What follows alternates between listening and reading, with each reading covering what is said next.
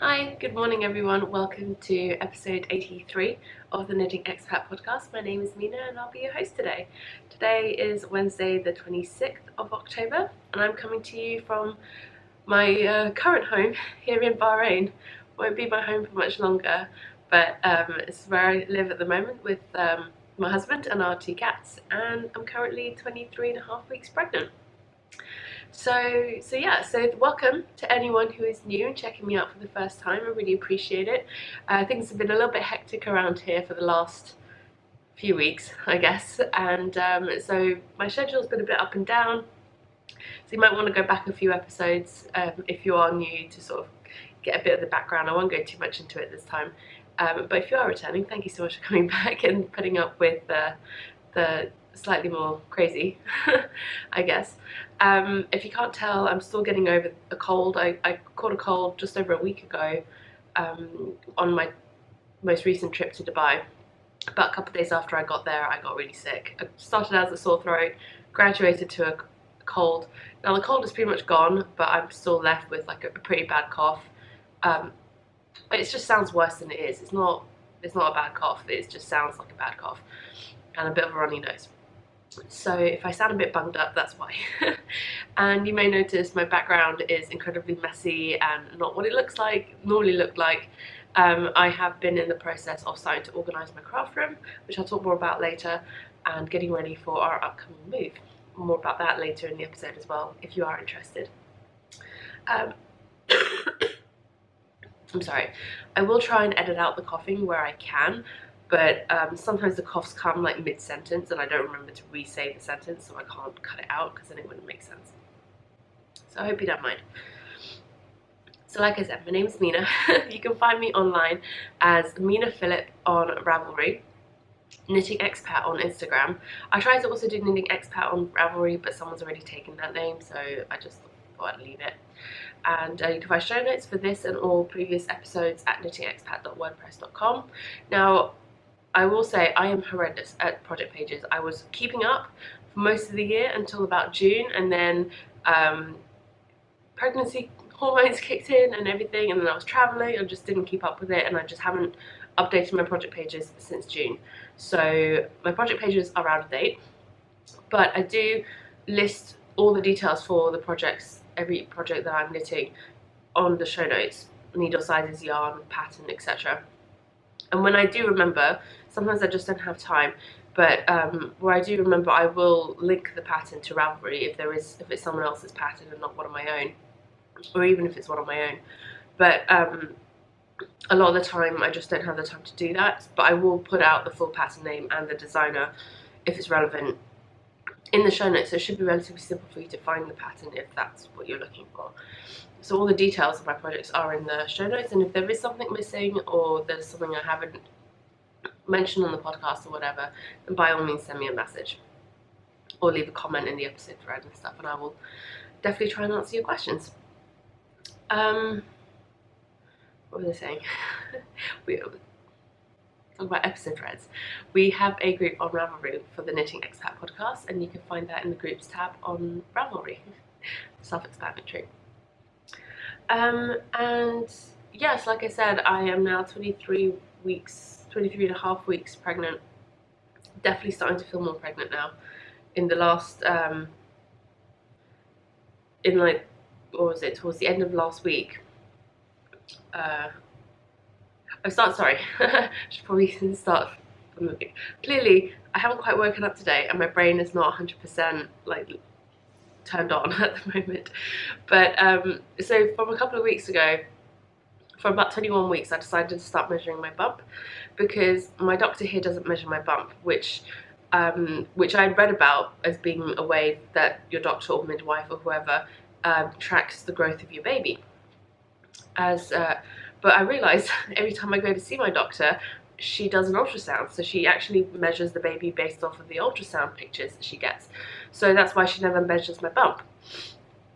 So I decided to just measure it myself for those weeks in between when I go to see her, so I can just see it. Also, so for me to know how much I'm growing, because for the last throughout the month of September, I didn't really feel like the bump grew that much, but I know it must have. I didn't really feel like it had. So I thought I'd start measuring it myself, that way I can have some sort of tangible thing to show me that it is growing. Anyway, it was like over a period of like 3 or 4 days or whatever, it grew like an inch or something, and I could definitely feel more pregnant. I feel the uncomfortable feeling of like the muscle stretching and stuff. It wasn't painful, it just felt uncomfortable.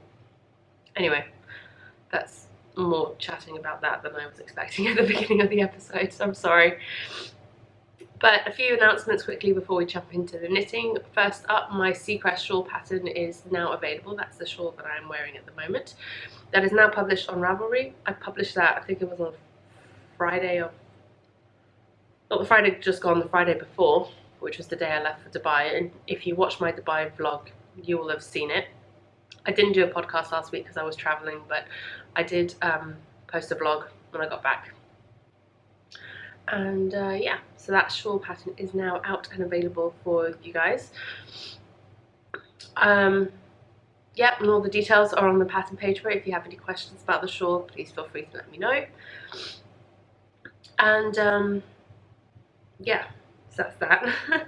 I have started a thread in the Ravelry group for my design projects for you guys. If you're knitting any of my designs or whatever and you'd like to share pictures or chat or ask questions about them, obviously as long as you're not giving away specific pattern information, by all means feel free to leave a comment, share pictures, etc., and chat away in that thread in the group. Every now and again, it's not a formal knit along, but every now and again I'll probably pop in and do some pattern giveaways or something like that, pick out a few names and stuff. And we also have a coupons code thread in our group, which you feel free, if you are a small business owner, you sell project bags, hand-dyed yarn, stitch markers, whatever, paraphernalia, knitting, crochet related, feel free to pop on over, leave a link to your shop, a coupon code if you have one and you're offering one or whatever, feel free. It's kind of like a self-promotion thread, so by all means post away. And as for podcasts that I've been watching, I've been catching up with all the ones that I normally watch, and I've been watching a couple of new ones. So I'm going to talk about one now, and then a couple of others I will talk about in acquisitions because it's more relevant then. But one I really wanted to mention was the Yarn Hoarder podcast with the lovely, lovely Amber, who is Yarn Hoarder on Instagram. And Amber and I connected around the beginning of this year on Instagram. We got to chatting a bit, and sort of just been conversing back and forth every now and again over Instagram. She's such a lovely person, she's so sweet, and everyone who's ever met her has always said how sweet she is, and it really comes across on her podcast as well. And seriously, her name is not an exaggeration by any stretch. She is a yarn hoarder, like literally perfect name for her. She has the most enviable sized stash possible. In her background on her podcast, you'll see it's just a wall of yarn. It is amazing, and yeah, Stephanie would love to go poke around her craft room.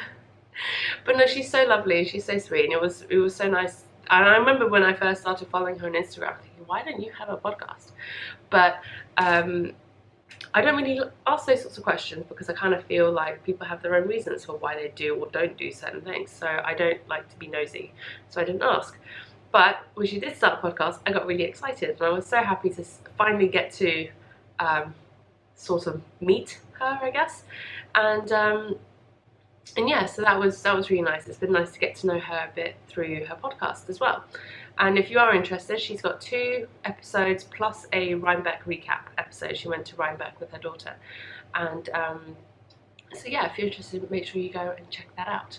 I do link all the podcasts, the YouTube channels that I mention in the show notes as well for you guys. Right, I have a lot to talk about today knitting wise, so we will just jump right in. I have an extortionate amount of finished objects, 2 of which I'm not even showing you because they're designs that aren't ready yet. But let's start with the socks. I have 2 pairs of socks to show you. So this is the first pair of socks that I have finished. This is, actually I don't think I showed these that much, but I did show these a bit on the vlog when I started them. This is a pair of socks for my brother, and the yarn is by Into the World, It was one of their club colorways. I think it's from October 2014 or August 2014. Can't remember. But fluff and stuff stuck to it. But the colorway is called Butterfly Effect. So it's this really lovely sort of blues and oranges. There we go. And I tried something a little bit different with the heel, which again, if you watched the vlog, you'll have heard me talk about this before. Sorry I'm covering my face, but so you can see it. So I started with a faux heel flap with like a slip stitch pattern on the back of the leg while still knitting in the round. And then I did like a mini heel flap over a few rows. Then I did my German short row heel. And then before joining back into the round, I picked up the few stitches from the mini heel flap, joined back in the round and did like a teeny tiny little mini gusset over there. And that's just given just that little bit of extra space. It's like, what, half an inch to an inch of extra depth in the heel area. Yeah, about half an inch of extra depth in that heel area. So for someone who's got a high instep, that's actually quite good. It gives you that little bit of extra space without getting too much stretching across the front. And also it helps balance out because when you do the slip stitch pattern at the back, it pulls the fabric on the back of the foot tighter, whilst on the front it's not as compressed. So what you end up with is you probably end up with like ripples along the front of the foot. But because you do that little mini heel flap, or that I did, that little mini heel flap, that gives it that extra length at the back, which evens out the front of the foot. If that makes sense. I hope that makes sense. So I'm still working out the kinks for this pattern. It's not 100% perfect yet in terms of, I'm not completely happy with how the picked up stitches look. You can't really see it here, but there is like a little hole in the corner, which I know is a big thing for a lot of people who knit heel flap socks. It doesn't bother me so much, but I would like to find a way, especially if I'm going to write it up in a pattern or something, to do it without the hole. So that was that pair of socks for my brother. And then I'd also worked on, this is actually the first pair that I'd finished, just those ones were on the sock blockers first, which is my Halloween socks. The yarn is by Hedgehog Fibers. It's in their Spook colorway. And I knit, if you're new, I knit my socks 2 at a time, cuff down. It's pretty much my go-to method. And I have a video for that on YouTube as well if you want to see how I get set up and do my yarn management for 2 at a time socks. And this was the first one where I tried that faux heel flap and mini heel flap and gusset with a short row heel option. And I really like how it fits.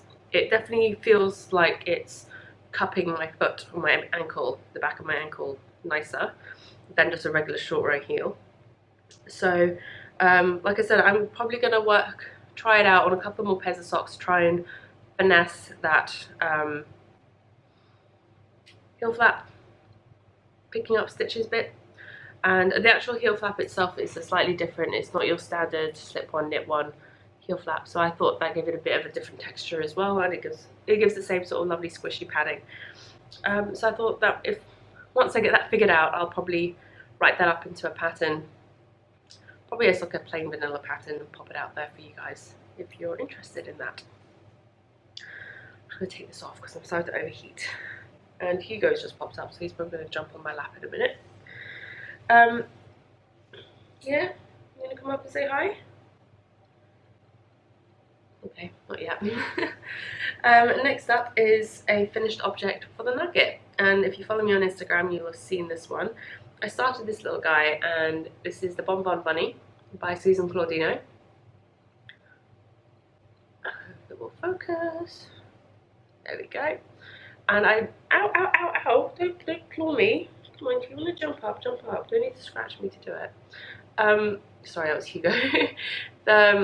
So the yarn that I use for this is hand spun by the fibre is by Gourmet Stash, and it was hand spun by Jeanette of the Bookish Stitcher podcast, and she sent it to me in a package, and Hugo just popped by to say hello and is gonna sit down. Great. So yeah, and I really love how this one turned out. It was a very quick knit. I knit most of the limbs in one evening and then knit the body the next morning. But if I'd started it earlier in the day, I probably could have got it all done in one day. And I love the little bunny tail, it's so cute. And I really like the ears. The ears were really fun. Kind of flop around a bit. And so this, the fibre has quite a bit of like sparkle and Angelina and stuff in it. So this isn't really going to be something that I give to the baby to like chew on or anything, but it's more of like a decorative piece. And I've noticed this morning when I sat down to start recording, the eyes are a bit wonky. One eye is lower than the other, but I don't mind, it gives a character. And I was going to use some safety eyes that I'd got and I'd shown on the podcast a few weeks back, but it kind of looked a little bit too big for the face, so I just embroidered the eyes on with yarn along with the nose. So yeah, I love how big the feet are. It's just so cute. I used 3.5mm US size 4s to knit this one, just because I really wanted to make sure that the gauge was as dense as possible, especially because it's hand spun and there are thick and thin areas, so I didn't want any of the stuffing to be poking out of it. So that's the Bon Bon Bunny. I really enjoyed it. Not sure I'm going to be knitting stuffies too often, to be perfectly honest, because it is really hard on my hands. This was a worsted weight yarn knit on 3.5mm needles at a really tight gauge with quite a few stitches, doing lots of increases and decreases, and it was getting pretty uncomfortable towards the end, I have to admit. Like, it was really hurting my wrists at certain points, and I had to stop and take breaks and things, which is fine, but it wasn't as enjoyable for me as, say, knitting a baby sweater, for example. I did enjoy it, and I really love the finished product, and I will probably knit stuffies occasionally going forward, but it's not going to be my sort of go-to project anymore or anything like that. Hey, don't know if you guys can see him, but he's just sort of curled up on my lap. But I just want to pick him up and give him a little cuddle. Yes, okay, you can go back down. He's not going to be too impressed. Okay, I'm going to take a quick break and grab a drink just because my throat's feeling quite dry, and I'll be back with you in a second. Okay, I'm back now. So we've done 2 pairs of socks, and both those socks, sorry, I forgot to mention earlier, both those socks are knit on 2.25mm US ones, which is pretty much my standard go-to sock knitting size. Hugo, people don't want to see your bum. We've been over this before. Pop it down, no one needs to see that. Sorry. But cat bums are what they are. Next up, I have another little project for the Nugget, and this is the Anders sweater, and I can't remember who the designer is. I put the pattern away and I forgot to look it up, but it's a colourwork sweater, which was one of the projects that I worked on whilst I was in Dubai, and this is what it looks like. Oh jeez, cat. This is what it turned out like. Sorry, he's investigating all the stuff on my desk now. Don't move the camera setup. So this is the Anders sweater, and this is what the other side looks like. It's reversible, so either side could be the front or the back, depending on whether you want the buttons to be on the front or the back, really, to be honest. And I really love how this turned out. This is knit out of Quince & Co. Chickadee, and the dark red colour is Malbec, and the lighter cream sort of colour is Chanterelle. I used almost exactly 100 grams of yarn total for this, but definitely needed more than 50 grams of the Malbec for the size that I knit. There's definitely more of that in this than the Chanterelle. But I really love how this turned out. Again, I talked about it quite a bit on the vlog last week about the colourwork section and colour dominance. I talked a bit about the colour dominance, and I showed you the difference in that on the sleeves. I don't know if you can see, so this sleeve here, you can see the pixels on every row, those pixelated stitches. They pop on every row. And on this one, you can see they only pop in this third row down here because of the way I was holding my yarn. Now I hold with one yarn in each hand when I knit colourwork, and for me then that means the dominant colour, or the colour that you really want to pop against the background, should be in your left hand. So I just kept forgetting to switch the colours around. But if you knit with both colours in one hand, the way you need to do it, and I can't remember which way around it is, but you can look it up online.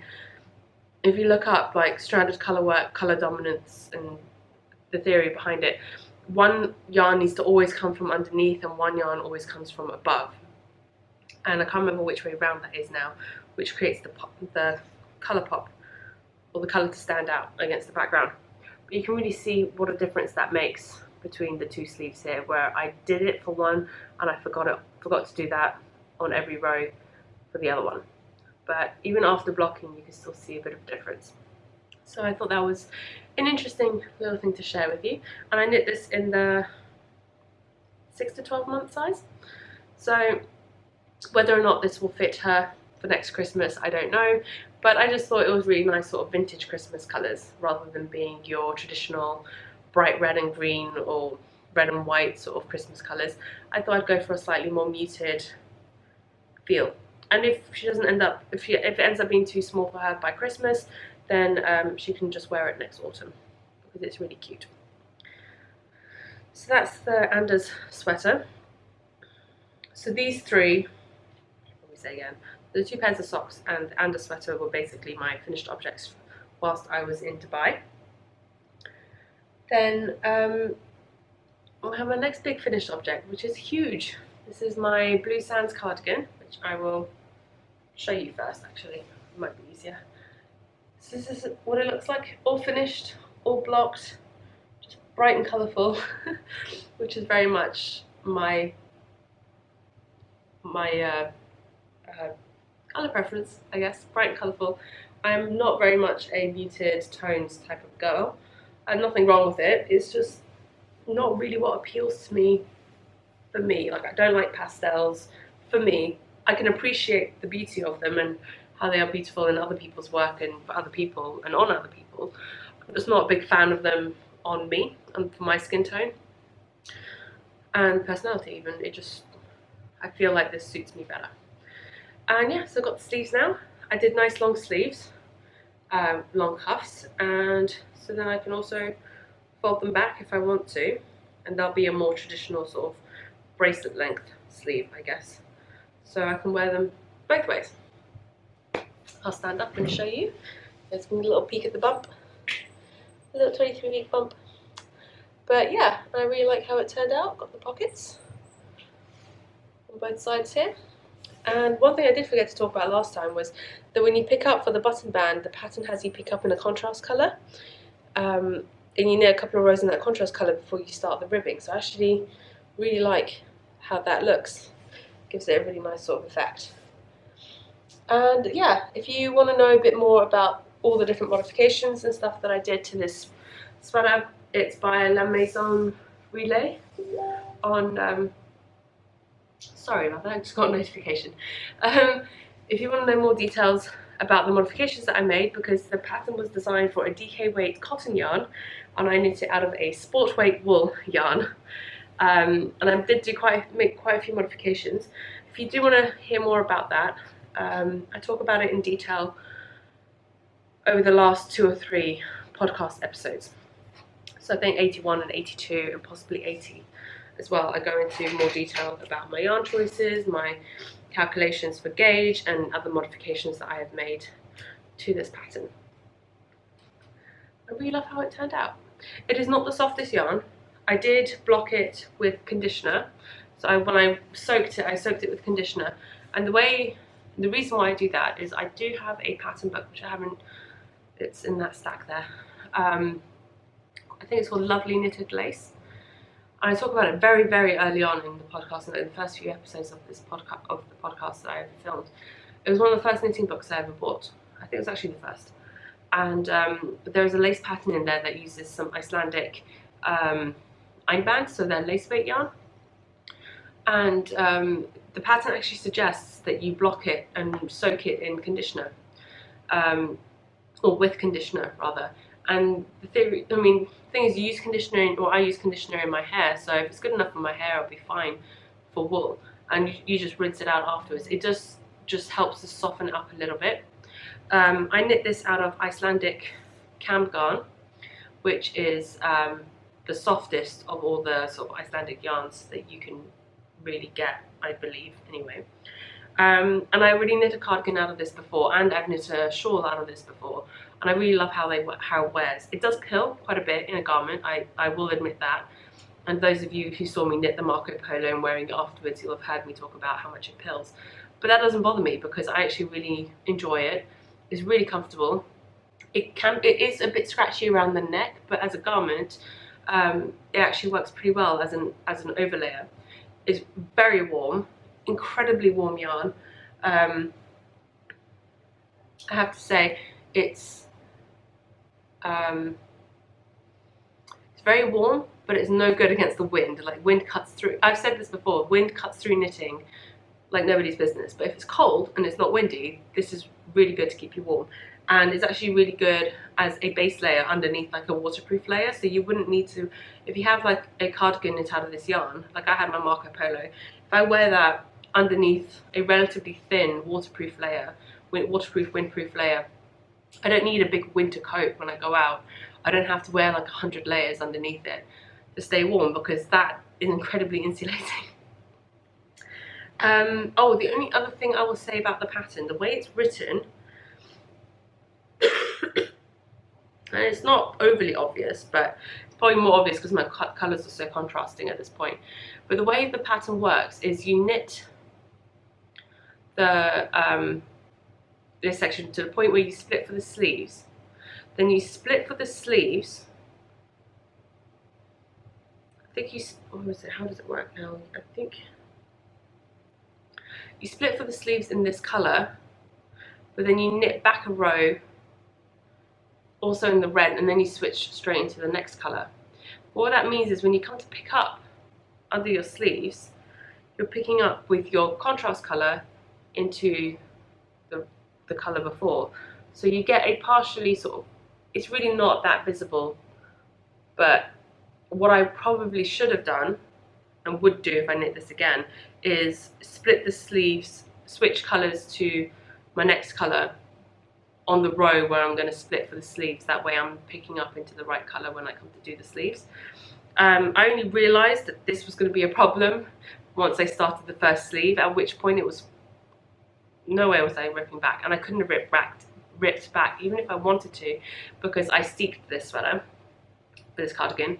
I didn't knit it flat. I did do a steek, and you can see it clearly on this side where I've tacked it down. I steeked it, so I couldn't rip it back even if I wanted to.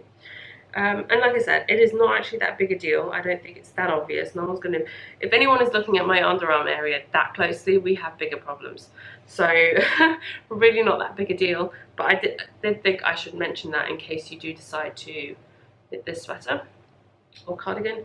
And I think it's more of an issue because my colours are such high contrast compared to the colours that the designer has in the pattern aren't as high contrast as that.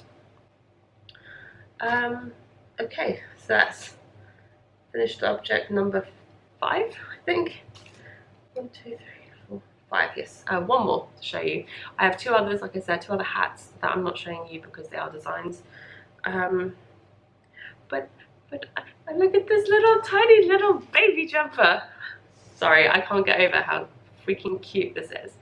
This is so tiny and it's so adorable, and this is actually my very first baby design, like garment baby design. I love how this has turned out, and I've used scraps, leftover scraps, which, like the other never-ending scraps of yarn. It's a little teeny tiny baby sweater, and I did a sort of like, what was it called, like a crew neck, but I made sure to do it so that the front is lower than the back. Because I can't imagine it'd be too comfortable for a baby to have the collar to be right up into your neck where it feels like it's choking you, just as much as it's not comfortable for us as adults. But yeah, so the actual sweater, the pattern that I'm designing isn't going to be plain vanilla pattern. It's not going to be like this. It will have some other design elements to it, but I'd done the maths and worked out all the numbers and stuff, and I wanted to do a little test one to see how the size turned out and if it was the right size for the age range that I was thinking of. And this is supposed to be 3 to 6 months size ish. 3 to 6 month size. I'm not entirely sure if this is a bit too small to be 3 to 6 months. It is a fingering weight baby sweater, so it's not an outer garment, so it doesn't have to accommodate a ton of layers underneath. But I was looking at it compared to some of the baby clothes that we've bought so far and some of the other things I've knit to see how it works out size-wise. I think it might be ever so slightly on the small side, but we'll see. I'm gonna tweak the pattern a little bit. There are a few things I do want to change about it anyway, and I'm gonna test knit another sample size, a different size, with the design, one of the design elements I'm thinking about, to see how that works. I'm sorry about the little fold crease on that, it's just where it's been folded. But the yarns that I did use for this, the green is Anzula Squishy in Pesto, the blue is Anzula Squishy in Aqua, this purple is Madeline Tosh Merino Light in Lolita, the yellow is Tosh Merino Light in Candlewick, and the orange is Anzula Squishy in Rust. Seriously, the Anzula Squishy is like the never-ending yarn. I think this is like the third project now, I think. Yeah, third project I've used them in, and those yarns are still going. I don't have any of the green left. I have maybe a couple of yards, but I still have plenty of the blue and the orange. But I thought this was so cute, and I worked out the maths and I did the striping section so they're equal on the sleeves and the body. Looking back at it now, I actually probably would have, if I hadn't done it striping, I probably would have knit the body a little bit longer, but because I'd done the striping and I didn't want to mess that up, I just went with it. I'm so happy with this one. This is like my favorite thing that I've knit so far for the baby, because I figured it all out for myself. Like, I didn't use another pattern. This was completely my own design for the, I mean, I haven't reinvented the wheel. It's a top-down raglan sweater at the end of the day. Other people have done this, but I'm quite proud of the fact that I actually sat down and worked it all out for myself, and I wasn't going off another pattern, and I've never designed a garment or anything like that before, so for me this was quite a big step. And I did a lot of research and a lot of reading and measuring baby clothes and stuff to sort of figure out the sizing and all of that. So I'm really chuffed with how this has turned out, and I'm looking forward to writing this pattern up once I figure out the kinks with the numbers. I think what I'm planning on doing with this pattern is I'm going to have 2 or 3 options for the design element, as it were. So it's kind of going to be like pick your own baby sweater, and there will be, I'm hoping to have about 5 sizes. So it'll go from like newborn up to 18 or 24 months ish, depending on the brackets of the sizings. I haven't figured that out yet, but it'll be a decent range of sizes, hopefully. I'm so happy about this one. This is super adorable, and it was super quick to knit as well. And yeah, like I said, probably one of my favourite things that I've knit for the baby so far. It's stripes, it's got rainbow colours in it. It's not all the rainbow colours, but it's got most of the rainbow colours in it. And it's, yeah, it's soft and it's squishy. Yeah, so that is it for finished objects. That was quite a lot of talking, actually. I'll be back with works in progress. Okay, so back with acquisitions. Works in progress first, then acquisitions. First up, I have a design project that I'm working on. That's all I will show you. It is a shawl, but I wanted to talk about the yarn and some thoughts I have about designing that you may find interesting. Now, you guys know I've designed a lot of shawls over the last year or so, and I've still got plenty of other ideas, but this is the first time I had a shawl pattern in mind for this type of yarn, and this type of yarn is an alpaca yarn. It is 100% alpaca, superfine alpaca, made in Peru. This is the company with the information, Galore yarns. I picked up this giant skein. If you look at the size there, you'll see it's 8 ounces, over 200 grams, 600 meters. And actually, I did look at it, and it's technically a DK weight, but it's actually knits up more like a sport weight because, yeah, just the way it works out. I was using 4.5mm needles, which I thought was about right for a DK weight shawl, but it was very gappy, and I had to go down to 4mm to get a good sort of gauge. So, and I'm not a particularly loose knitter, but it's very soft. It does have a slight alpaca itch to it, but I think as a really nice sort of winter shawl, it'll be great. But the issue that I had with it was I've never designed with alpaca yarn before, or specifically with alpaca in mind, and the halo and the fuzziness that comes off of it was definitely something that I hadn't completely considered in the design choice, in my design choice. The design works fine, but it just doesn't show up. You can't really see it in the alpaca because it's just so fuzzy. And I think it's really the first time where I've come across that as an issue in designing, because I've never designed with alpaca before. I hadn't really had to take that into consideration. So I've actually changed it, and I'm doing a completely different design with the alpaca, and I'm tackling the other design idea I had for a future time. But I just thought that was an interesting sort of thing to tell you guys. Things don't always work out perfectly the first time. The first yarn you pick isn't always necessarily the best choice. And yeah, sometimes it just takes some trial and error to figure it out. Next up, and this is in, I think this is actually the very first project bag I ever made. Proper old school Mina Makes project bag. I never made any like this to sell in the shop. I wasn't 100% in love with the construction of this. I don't mind box bags, but I don't find them like this. I don't really find them as practical for me. I'd much prefer zippered wedge bags, like this style, for myself personally, but this is the very first one I tried. I also didn't like it because I couldn't figure out a way, and I know there is a way to do this, but the particular tutorial that I followed has exposed seams on the inside, which I'm not a fan of, at least not for bags that I was going to be wanting to sell, possibly. I mean, by the time that I made this, I was just making bags for myself. So yeah, didn't really like the way that looked.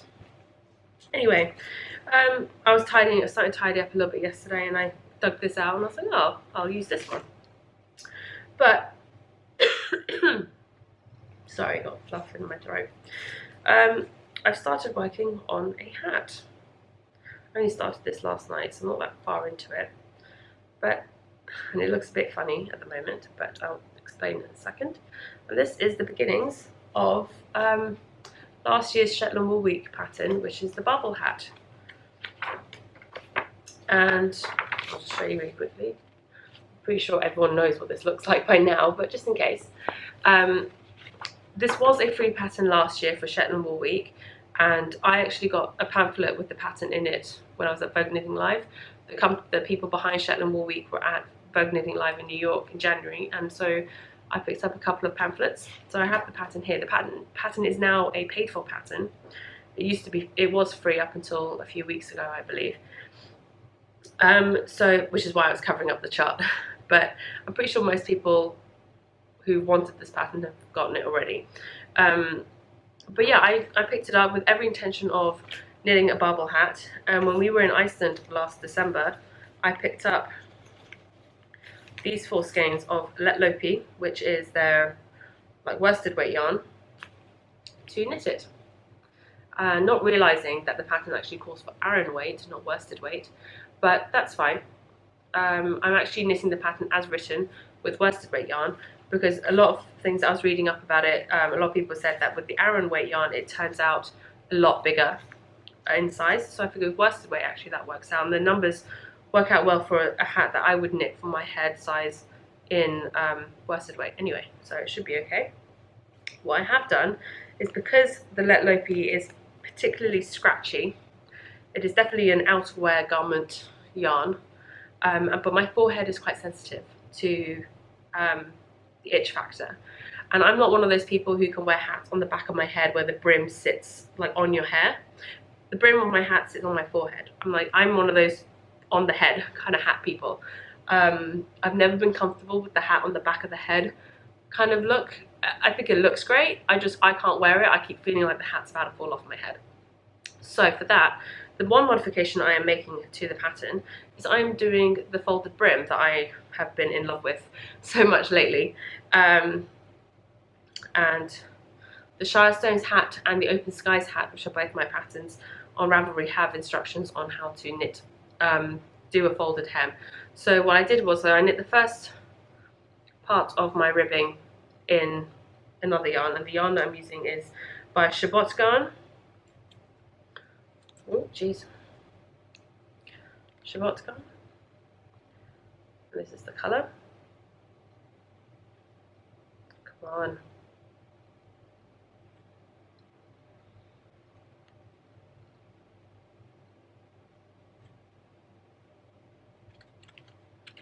It's not focusing.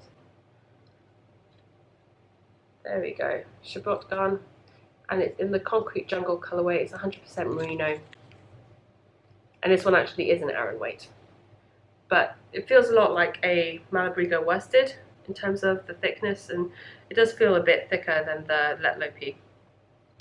But so I did the first sort of half of the ribbing out of that. I'm doing the next half of the ribbing in the Let Lopi in the green, and then what I'll do is I'll fold it under and seam it together and knit the rest of the hat, and that way this softer merino yarn will be on the inside where it's touching my forehead, and the Let Lopi and the rest of it will be on the outside, and then on my forehead it'll be on the back of my head and it won't be a problem. So that was the thinking behind that design choice or modification. And yeah, so I've just started the brim on that one, so I'm looking forward to getting to the colour work, to the fun bit.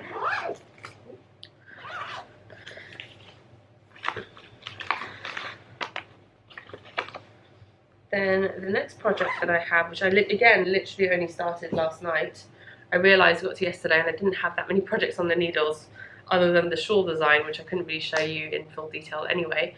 So the needles are empty. Don't worry, I have started it. I have cuff number 1 done. Pair of socks. I just haven't cast on the second cuff yet, hence the empty needles. But what I'm knitting a pair of socks out of this skein of Regia 4-ply colour, and it's colour number 07709. Sorry, 07709. And it's just greys and blues and really sort of bog standard man colours, as it were. I've split the ball into 2 cakes, well, 1 cake and the rest of the skein. I'm knitting these on 2.5mm US 1.5s needles. Jeez, everything's everywhere. And these are going to be for my father-in-law. I went through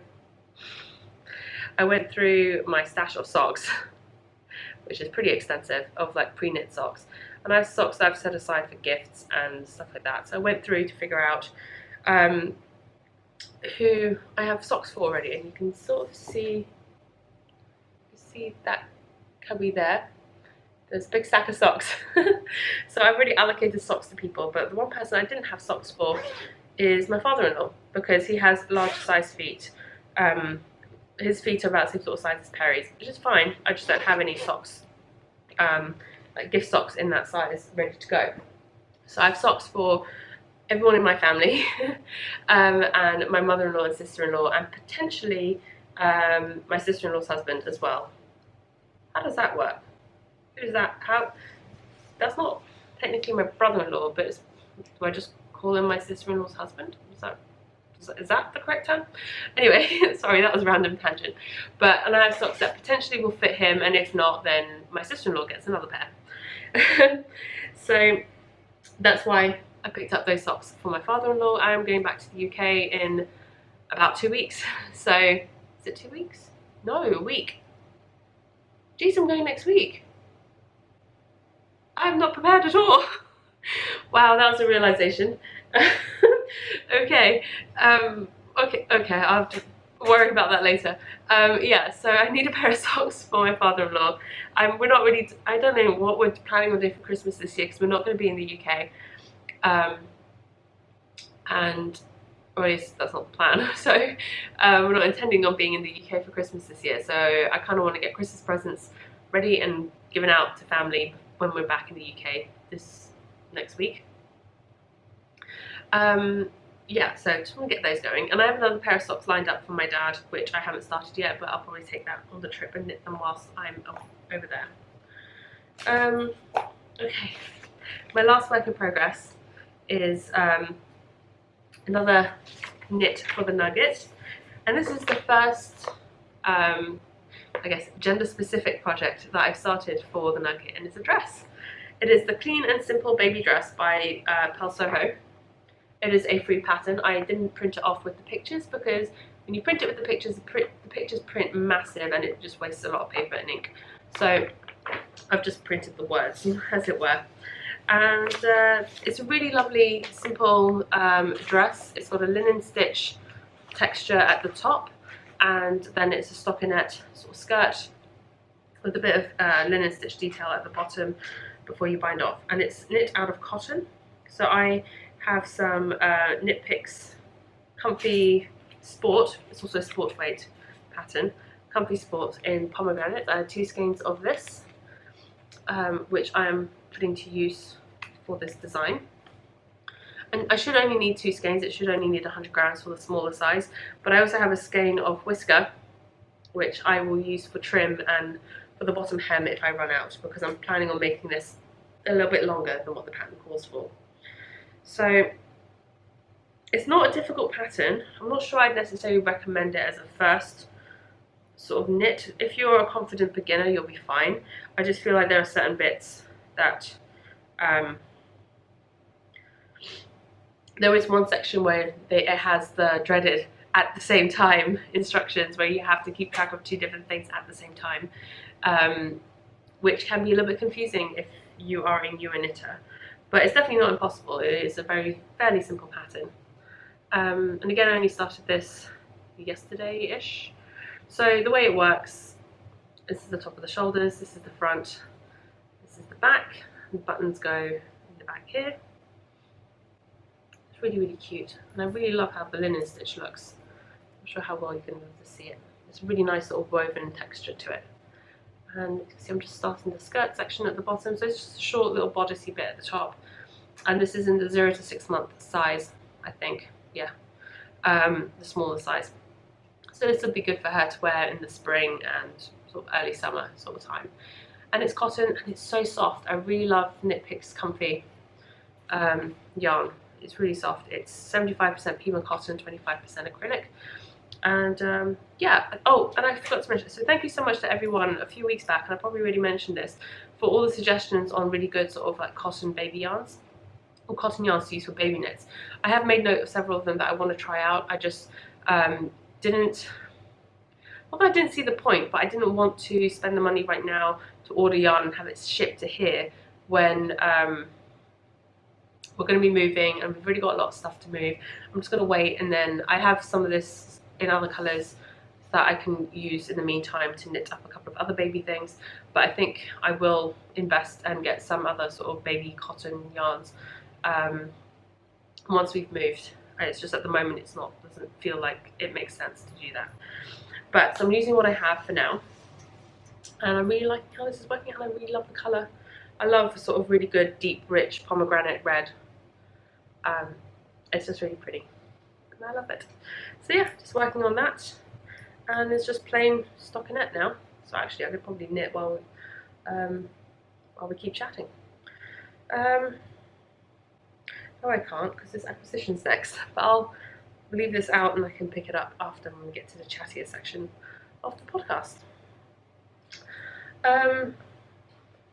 Sorry for all the ums this week. I feel a little bit, it's been 2 weeks since I last sat down to do a proper podcast, so I'm feeling a little bit out of practice. Okay, so first things first in acquisitions. If you follow me on Instagram, you'll have seen these already, but when I was in Dubai, I realised it's probably one of the last times it's probably the last time I'll have been in Dubai for the foreseeable future. I don't really see when we're going to be going back there. So I picked up a couple of Dubai coffee mugs from Costa and Starbucks, which are the 2 main coffee shops that we would sort of frequent, I guess, in Dubai, which do Dubai mugs.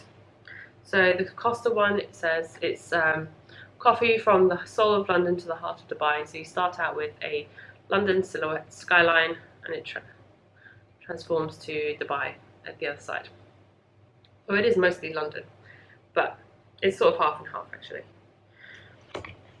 So that was a sort of standard mug. And then at Starbucks, I didn't realise they had these anywhere other than in the US and Canada, but I found they have the You Are Here collection, so I picked up their Dubai mug. and I really love the colours. It was really, really fun. Sort of blues and purples and tans, camel, and all the well-known landmarks are represented. It's got teal on the inside, or like a tealy blue. And yeah, really like that one. So I need to see if they've got one for Bahrain as well. Otherwise I'll just get the normal Bahrain mug from Starbucks. So yeah, just picked up those, and I just thought I'd show you that in case you hadn't seen the vlog. And okay, it was a very good mail week for me this week. I have to, or the last couple of weeks, I've got 3 packages came in. Before I get started with this, I wanted to say, I think I've had several people over the last few months get in touch to say that they want to send me something or whatever, and that's great, and I really appreciate that. And genuinely, I don't feel like anyone needs to send me anything. So whenever someone does want to send me something, I'm always super appreciative. But having said that, I would also really, really appreciate it if you actually let me know when you have sent whatever it is you're sending, because not everyone sends whatever it is they want to send straight away because it might not be ready or whatever, personal reasons, situations, life happens, whatever. And it's totally fine. And if you change your mind, don't want to send it, also completely fine. Like, I have no expectations for anyone to send me anything. But the only thing I do ask is that you let me know when you have sent it, so then I know to expect it. Because otherwise I'm left wondering, am I expecting something? Am I not expecting it? Should I be worried that it hasn't shown up yet? All that sort of thing. So I believe, and whenever someone sends me something, I've always contacted them pretty much straight away to let them know that I've received it, or within a couple of days.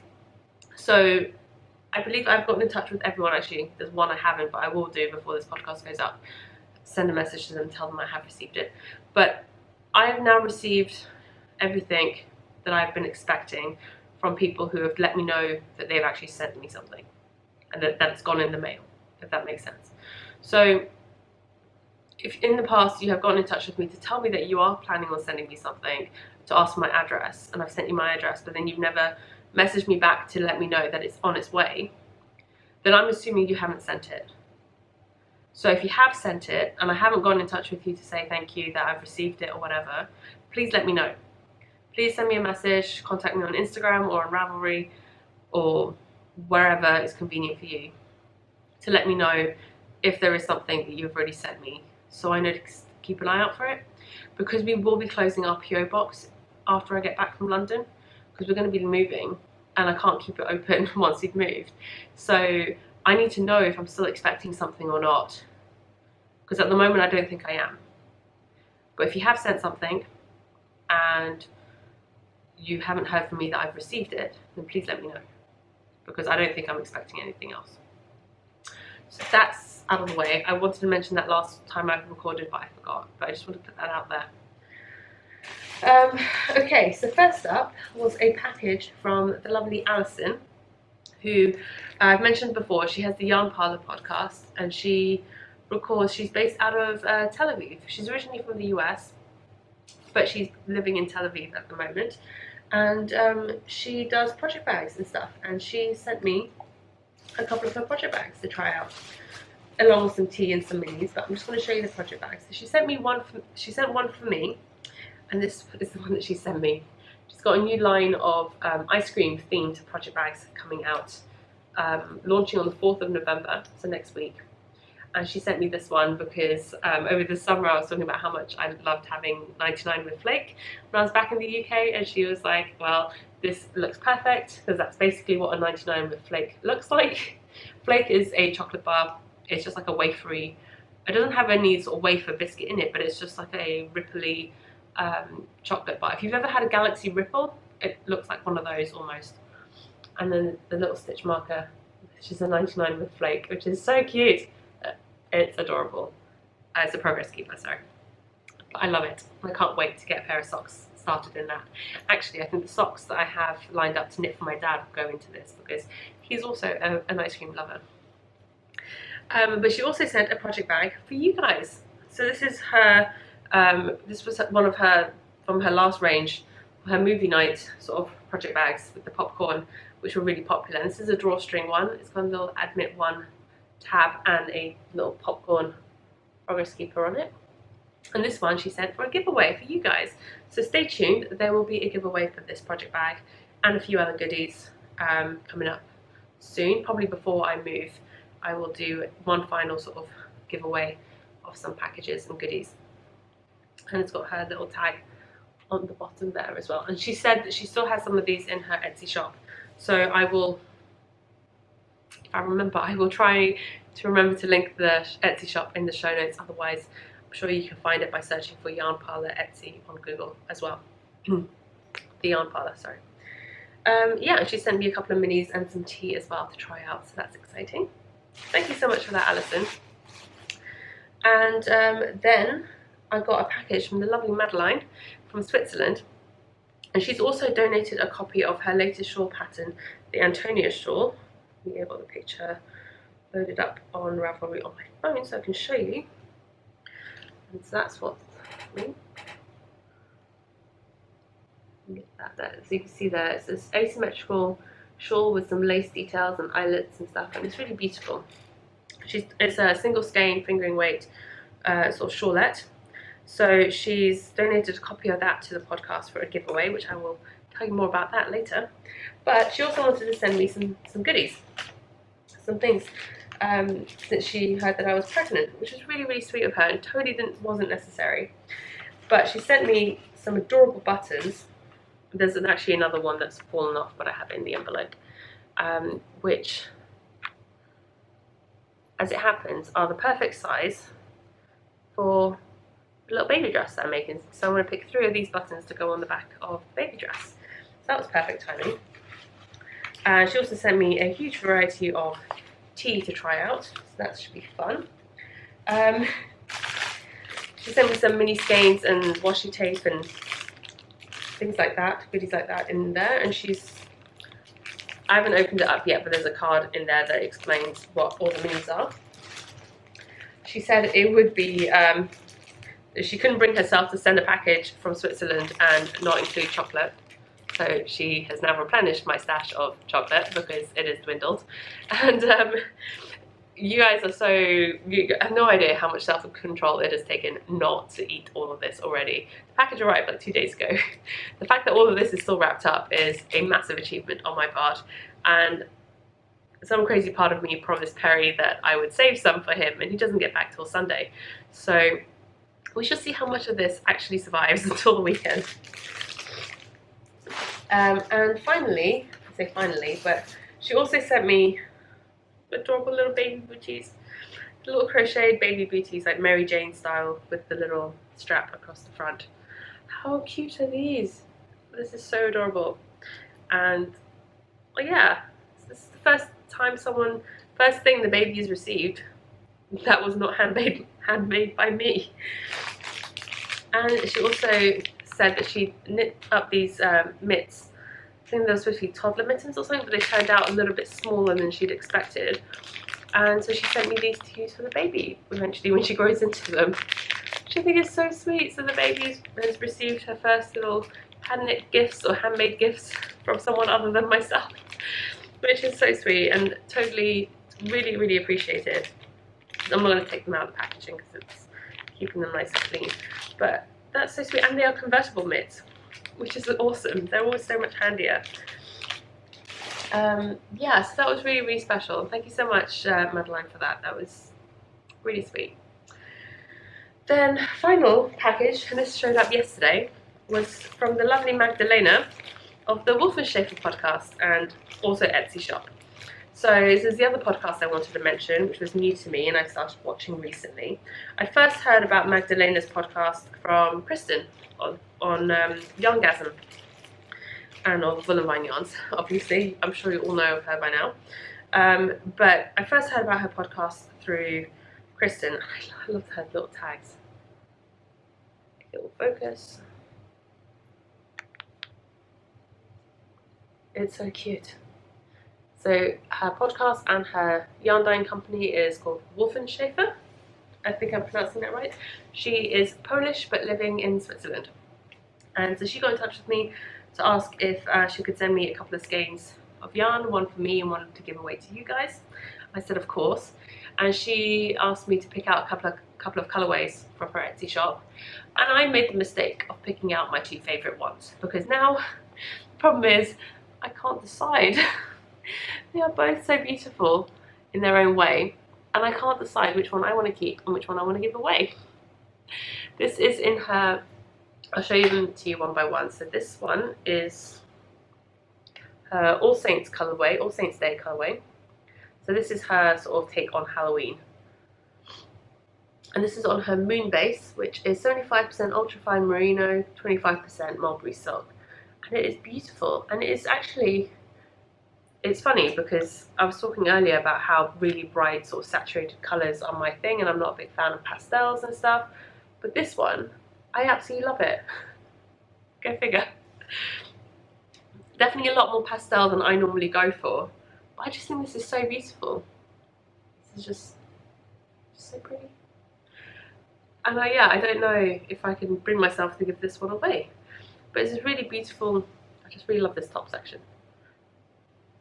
I don't know. But then this one is her Silver Towers colorway on her Dew base, which is 70% baby alpaca, 30% mulberry silk. And this is so soft. Look how drapey that is. That's just like super drapey. Like compared to, well, I guess they're both drapey. They've got silk. We can see how much drapier this one is compared to this one. And it's just beautiful. Again, really lovely tonal. It's a warm grey, I would say. It's probably the best way to describe this colour. It's a warm grey with sort of browny purple undertones, is how I would describe it. And this is her Silver Towers. And it's so soft, so squishy. They're both beautiful. I don't know which one's going to be a prize, but one of these will be a prize at some point in the future. And she also sent me some mini skeins of her hand-dyed yarn to try out as well, along with some lovely teas. So thank you so much, Magdalena. And if you haven't checked out her podcast, make sure you do. She's really sweet, really lovely, and she recently, a couple of weeks ago now I think, vended at a Swiss Ball Festival, so I hope that went really well for you, Magdalena. And yeah, she just has a really lovely podcast, so make sure you go and check her out. And again, that will be linked in the show notes as well. So actually I'm going to start a new segment because my camera's about to cut off in a second. Right, moving on, knit along and giveaway news. So first up, what I'm actually going to do is I put together a little prize bundle for you guys. I had quite a bit of yarn left over from my Blue Sands cardigan, as you can see, and I realised that actually I'm not planning on doing anything else with this. I've already knit 2 cardigans out of this yarn. I've knit a shawl out of this yarn as well, so I've used this cardigan yarn to death. Well, not to death, but I've used it a lot, and I really love working with it. But I also feel like I want to give someone else the opportunity to try it out. So I know Let Lopi and like the Lopi yarns are a little bit more readily available outside of Iceland. In the US and the UK, and a few places stock it. It's not widely available, but it's more readily available. I've never seen cardigan yarn for sale anywhere outside of Iceland or online retailers. So I really wanted to give someone the opportunity to give it a go. And so most of these, the ones that are still in the skeins, are the ones that are left over from my sweater. This little ball here, which doesn't have a ball band on it, is actually, it's just it's the same yarn, it's just a different shade of green, which I had left over from a shawl that I knit before we moved to Bahrain, like at the beginning of last year. Around, I think I was knitting it around January. Yeah, January last year, because it was when the movers were coming to pack up our stuff that I was working on that shawl. So I had about 30 grams left over from that one. So all these skeins are in 50 gram skeins. This one is almost a full skein. There's like 49 grams in that one. There's, yeah, and all the rest, this green one is the smallest skein. There's only 19 grams. So everything else is around 20 to 25 grams of yarn in each of the different colors. This one has 30 grams. So altogether, there's actually over 200 grams of yarn in this little bundle. I also, in the midst of cleaning up the other day, found one of my old school project bags. I don't do project bags in this size or in this style anymore. It has my Mina Makes label on it, and this was out of men's shirt fabric. Not old shirts. This actually was just shirt material that I purchased and turned into project bags, and it's lined with more shirt material, so it's super soft. It's really soft, sort of cotton men's shirt fabric. And so this is the little bundle that I put together, along with the copy of the Antonia shawl by Madeline. So that's going to be the prize bundle for a winner. And the prompt for this giveaway is going to be, what would you do with the yarn? I think it would be really good for like colourwork mittens or a colourwork hat.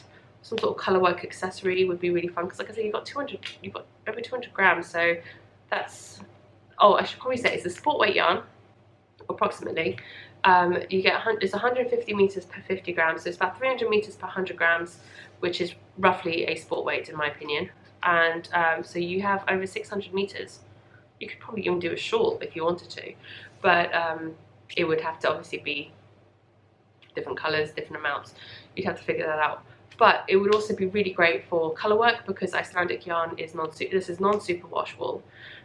So it would be very good for Fair Isle and stranded colour work. So my question to you is, actually there's two questions. You can answer one or both, it's up to you. So first question is, what would you do with the yarn prize?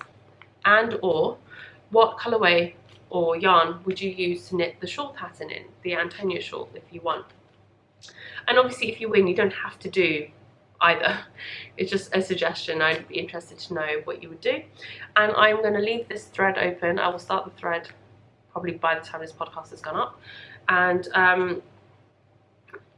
what would you, I'm going to leave it open until the end of the day on the 1st of November. So I'll close it in the morning on the 2nd of November I'll draw a winner before I start filming, and I will announce the winner on the podcast. And then what I'll do is I will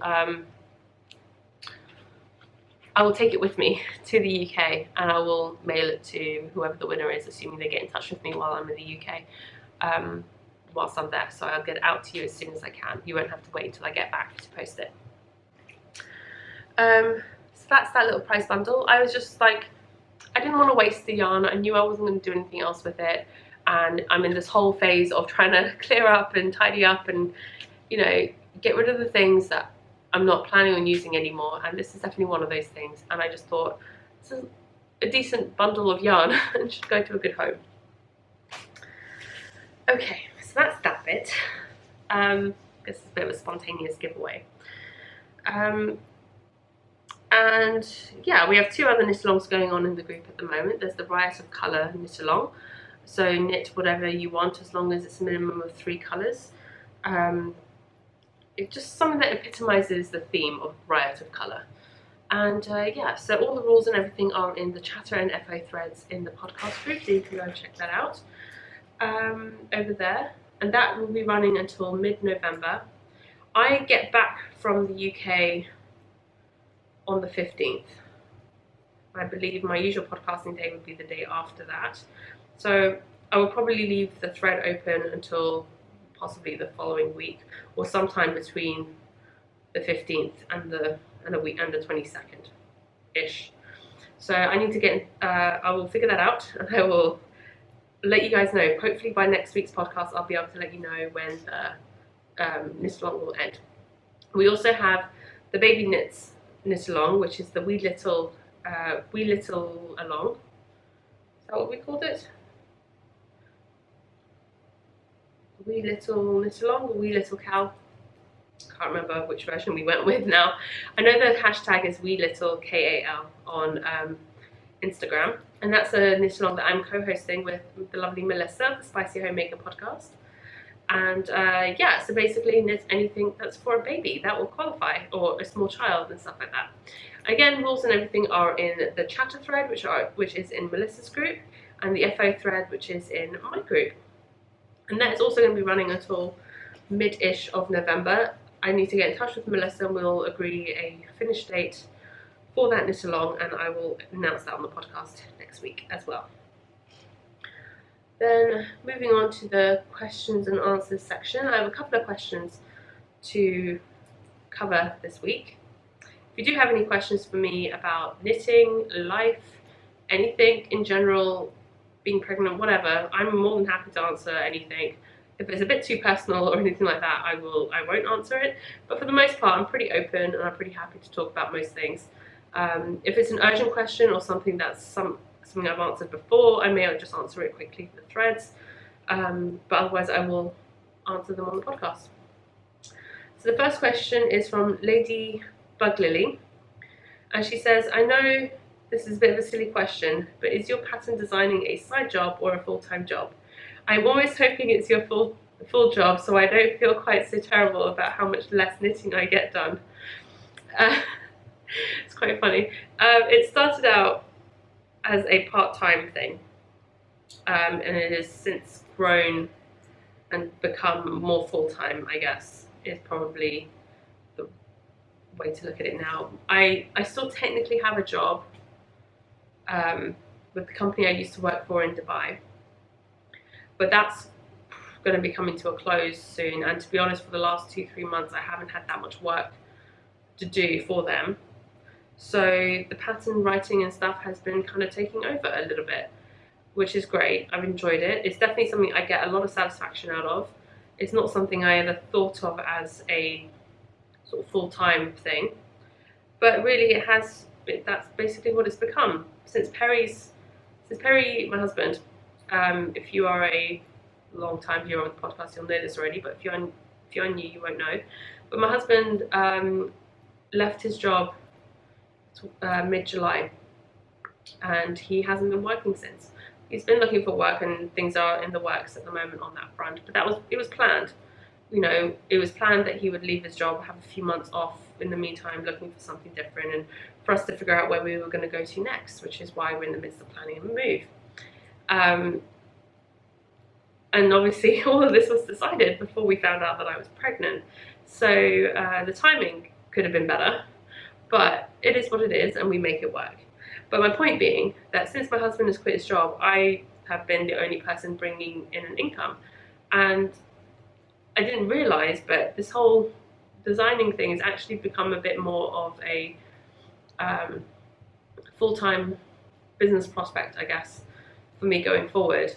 And I've been able to support us in these last few months through that and the other job that my old job, I guess, which I'm still getting paid for, but I'm only getting paid like a very small sort of part-time amount.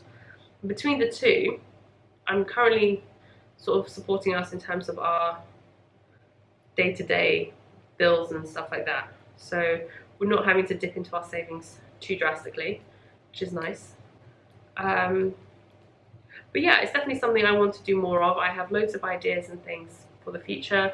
I have things that I'd like to try out, and it's definitely become more of a full-time thing over the last few months than it was beforehand, the actual designing. And before I knit a lot because, especially since we moved to Bahrain, the amount that I knit has increased significantly because I have been home on my own a lot while my husband goes to work, and I have a lot of free time on my hands. You know, we don't have children yet, so I always knew that we were planning on having children, and so my knitting time was going to be limited once children arrive. So I wanted to make most of the time that I did have and knit what I wanted when I wanted, and didn't feel bad about it. I have all this yarn that I want to knit through, and I don't want to have to. I find having more yarn than I know what to do with is actually more stressful than anything else. So having a really big stash was never really my goal, and I've always wanted to be able to knit through my stash and knit it down and whatever. So I feel like I'm going off on a tangent. I think I've answered your question. It basically is a full-time thing now for me, and I've really enjoyed it. It definitely gives me a lot of satisfaction, and I enjoy all the different aspects of it. I think the bit that I don't enjoy the most is the actual writing it up on the computer, because it means I can't knit while I do that. I have to actually sit down and focus on that part of it. But that's fine, and it doesn't actually take as long as I always imagine it will do. But yeah, so I'm enjoying that so far, and quite frankly, it is the best way for anyone who wants to support the podcast and support me or whatever, is to purchase one of my patterns or gift one of my patterns to a friend or something. That's really the best way to show support to me or to any of your other favourite designers or podcasters, etc. if they sell something or have designs and stuff. It's yeah, it really makes a big difference. So the second question is from Aquila the Hun. And her question is, if and when you knit socks toe up, what is your preferred bind off to keep a good stretch but not lose the integrity of the ribbing? My favourite bind off of ribbing is the Jenny Surprisingly Stretchy bind off. Whether it's toe up socks or the hem of a sweater, I love Jenny Surprisingly Stretchy bind off. And I've moved my finished objects out of the way. Just in 1 second, I'll grab the Anna's sweater. Oops, sorry, noise from the chair. But I'll show you what I mean. So, 1 by 1 rib, and you can see the nice sort of zigzag effect you get when you use Jenny Surprisingly Stretchy bind off. If I fold this, you can see it nicely. So it doesn't affect the integrity of the ribbing. It follows the pattern nicely. I mean, I quite like the way that looks, and you know, you still get plenty of stretch. Yeah, and it works really nicely. I like how it looks. I like how it works. I've never had any issues with it. People who have issues with Jenny Surprisingly Stretchy bind off say that it flares, but my response to that would be to make sure you're not doing it too loosely. The bind off itself already has stretch built into it, so you don't need to bind off too loosely. You don't want to bind off super tight either, but you want to keep an even tension throughout, and I find that that usually works pretty well. I really like the effect it gives, and that's the only bind off I've ever used for a toe up sock in the past when I have done them. You can also try a sewn bind off, which is similar to, or I think it's also the same as a tubular bind off. I've never tried either of those options. I don't actually know if there is a difference between the sewn bind off and a tubular bind off, but I've heard those also work pretty well for toe up socks or binding off ribbing in general. So yeah, I hope that answers your questions. If you do have any questions for me, feel free to leave them in that thread, like I said. As for shop news, I had the first of my 2 final shop updates last week, so thank you to everyone who purchased the bag. All those bags have now been shipped.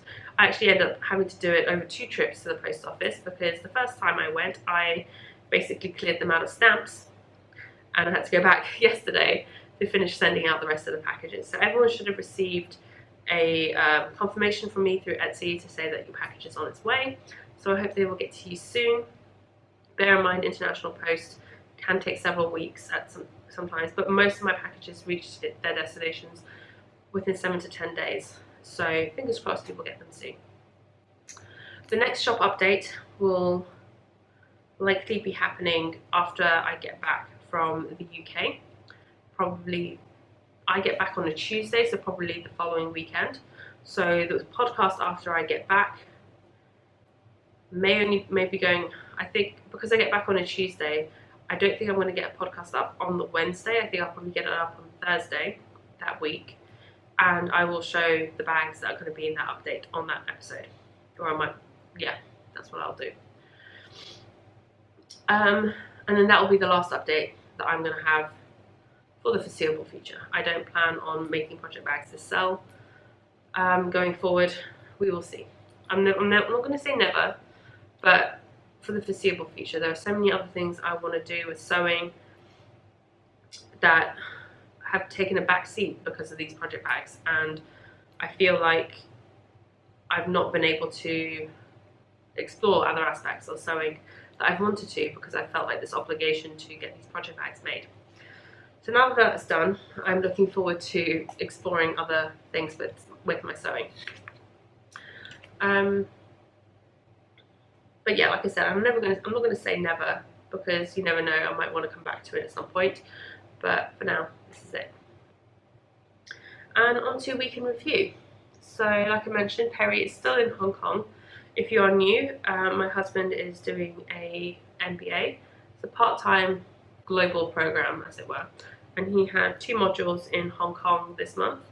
They were each a week long, and then he had a week break between them. And it just worked out that it made more sense for him to just stay there for the full 3 weeks than to fly back for the week in between. Especially since that week in between I was in Dubai for most of it. I hate it when that happens. You get a little knot in the middle of the skein. It is so annoying. Especially in something like cotton where it's not an easy one to fix. Okay. I'm going to take back a bit and sew in an end. Anyway. So what I do actually with that, now that I'm here and have to do that, I don't actually cut the yarn. I kind of just pull out a long loop with the knot at the end, and then at the end when I've finished I go back, cut it and weave in the ends. That's annoying.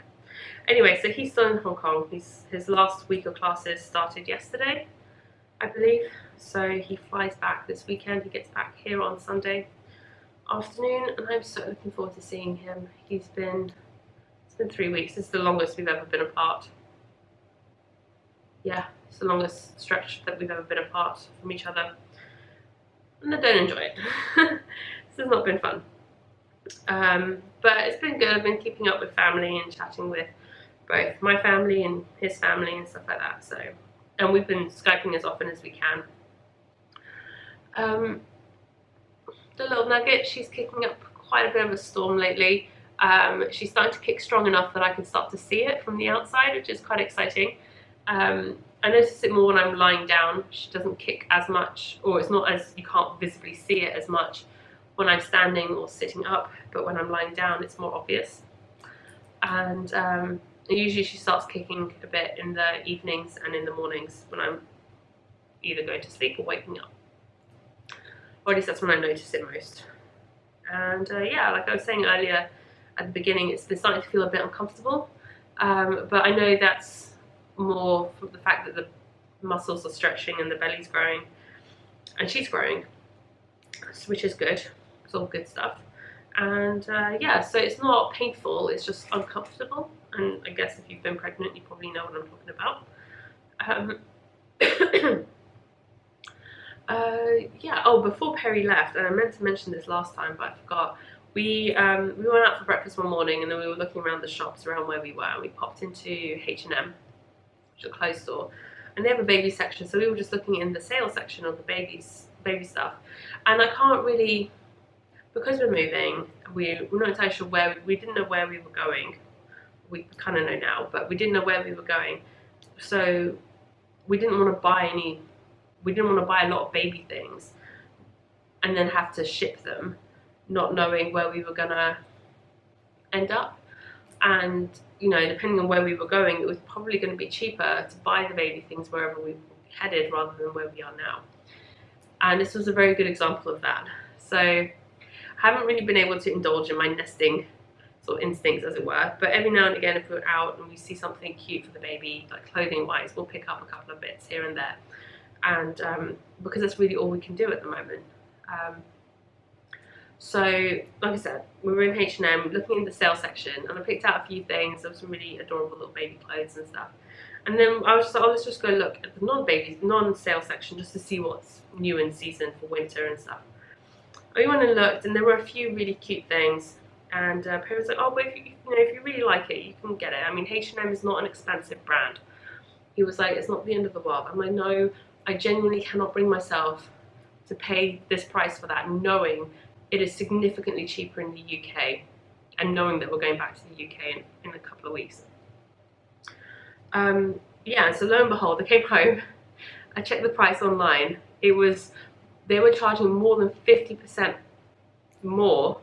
They were charging over 50% more for the same thing here than the price was in the UK. I showed it to Perry, and I was just like, see, this is why I refuse to buy anything full price over here.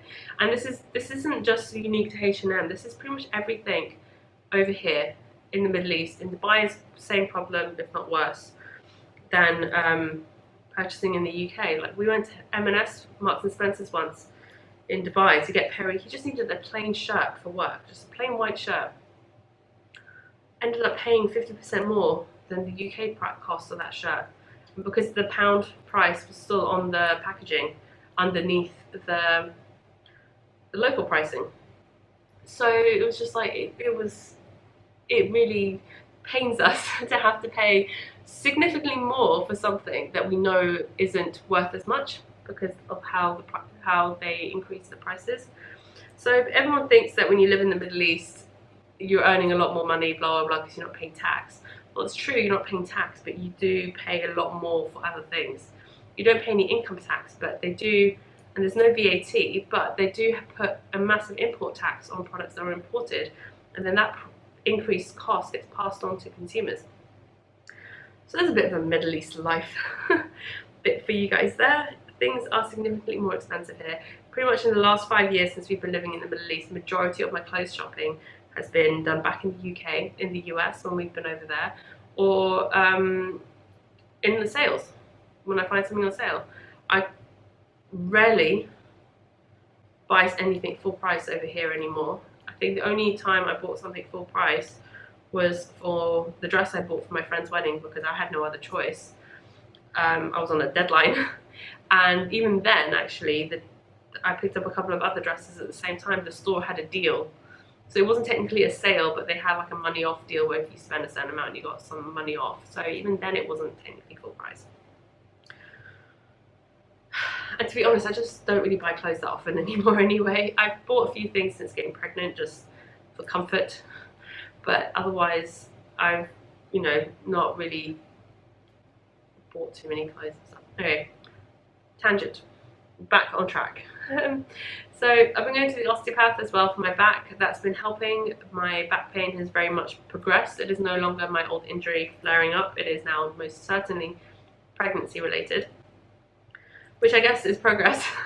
At least my old back injury is sorted itself out, but the pregnancy related pain is a pain.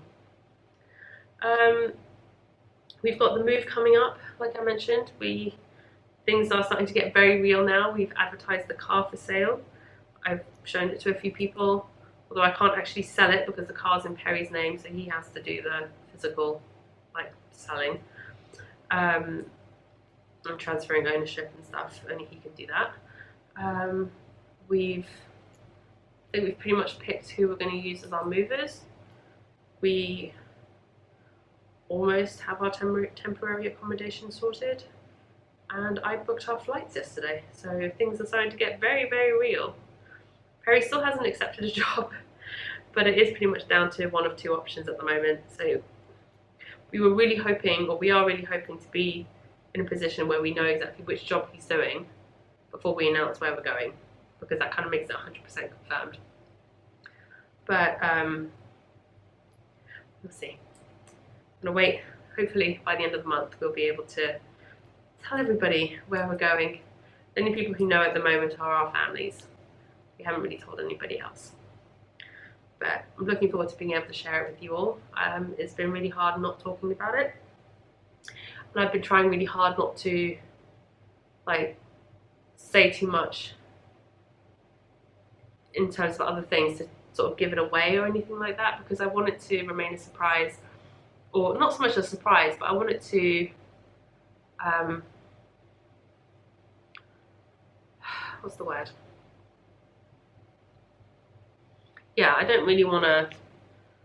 Initially it was because I didn't want to get my hopes up too much in case it didn't work out, and I also don't want to have to keep flip-flopping and changing, saying, oh, we're going here, oh, but no, now we're going here, and oh, now we're going here, sort of thing. I don't want to do that either. I want to wait until we know for certain. We're getting close to that now, so, which is good. I've started tidying up. I'm upstairs. I've purged clothes and stuff like that, and other rubbish and things. I threw out 3 massive bags of rubbish. I have about 5 bags of stuff to be donated. I'm still working my way through the craft room. I did about a third yesterday. I did my sewing corner, which is over that way.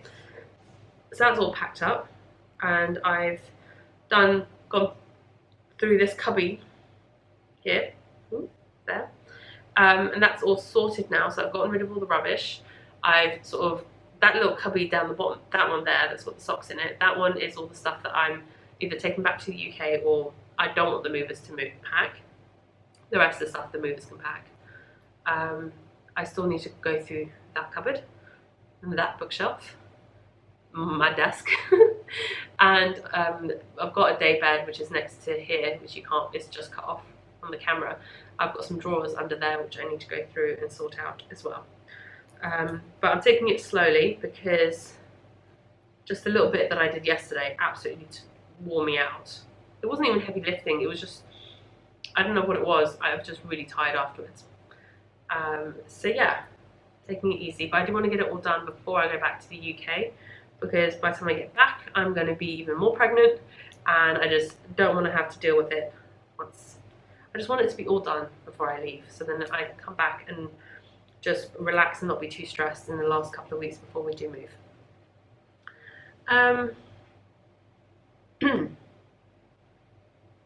Okay, I'm just going to start one final segment because this is going to cut me off in the middle of talking otherwise. So last sort of little bit to wrap up this week's episode. So next week, the day after I podcast, I'll be flying back to London. I'll be flying on my own initially, and then Perry's going to come and join me the few days after. I'm flying back initially for a friend's wedding next weekend. It's a couple of days after I get back, and then Perry's flying out after that, and then we're going to have a few days in London and then go down and see his parents for a few days before we come back. And it's going to be quite a quick trip. We had originally planned on staying longer and doing something else, but because it's going to be quite close to when we're moving, we're going to need to come back and like finalise and sort out things and get ourselves together. But so I'm not entirely sure what my podcasting is going to be like while I'm travelling. Probably won't do a regular podcast. What I'm likely to do is something similar to what I did when I was in Dubai and do a vlog. I think that's probably what I'm going to do. It's less commitment. I don't have to like carve out like a whole couple of hours of my day to sit down and film. I don't have to kick anyone out of the house to do it. And I can take you out and about with me a little bit more as well when I'm in London. You guys seem to really like that when I was in London over the summer when I posted vlogs and stuff. So they're going to be more on the lines of what I did when I was in Dubai, where I also talk about my knitting as I'm vlogging. And so it's going to be kind of like the knitting segment of my podcast interspersed into a vlog, I guess, as well as just general taking you around with me.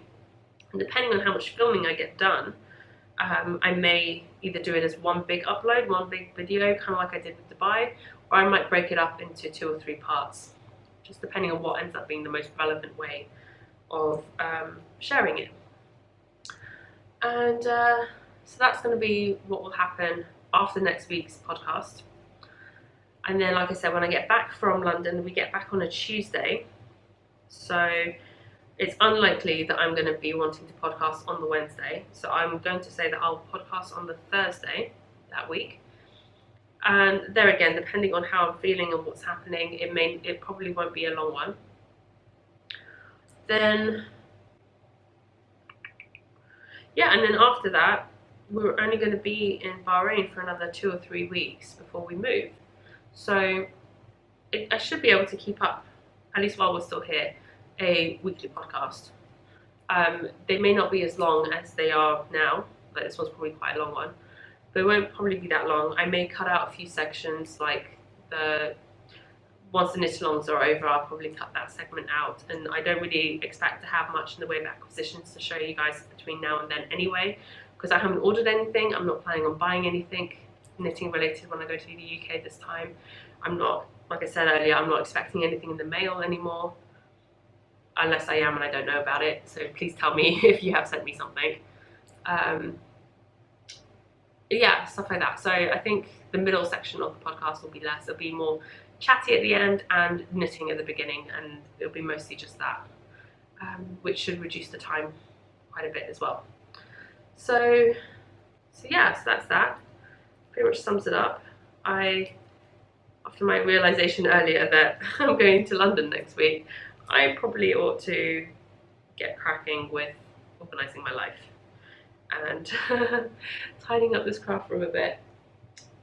It's such a mess. I'm so glad you can't see the daybed, because it's just like I've just tipped stuff on there. It's pretty bad. Alright, I better get going. This is the most amount of talking I have done in quite a while in one go. My throat is starting to hurt from all the talking. But before I go really quickly, I thought I'd just show you what the dress looks like now. Added about an inch or so to the body since we've been chatting, which is pretty decent going actually. And I've almost finished the first ball. So there we go. That's where I'm at. Thank you so much for joining me today. I look forward to chatting with you all again next week. And yeah, thank you for joining me. If you have any questions for me, please do let me know. I'm sorry if I missed anything, and especially at the beginning of this episode with me being a little bit scattered. Appreciate you all sticking with it, and yeah, see you soon. Take care, happy knitting, and have a great week. Bye!